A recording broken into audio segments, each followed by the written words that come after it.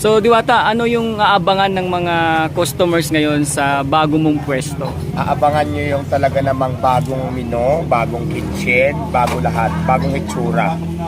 So yun ang abangan nyo lang lagi kasi dito medyo okay na yung pwesto natin dahil wala nang tiling. Dahil diba kumpara natin doon sa kalsada na nakakaba talaga bilang isang may-ari dahil hindi mo alam kung kailan darating yung tiling, hindi mo alam kung kailan matatangay yung mga gamit mo. So madalas mangyari yan sa akin doon ngayon. Ang pinagkaiba dito ngayon, maganda na kasi may parking tayo, tapos mas safe na yung mga customer, lalo na yung mga gamit ko. At the same time, mga bago tayong menu ngayon. So abangan yung mga bagong menu ko. Kung sakali, anong yung mga bagong menu na yun?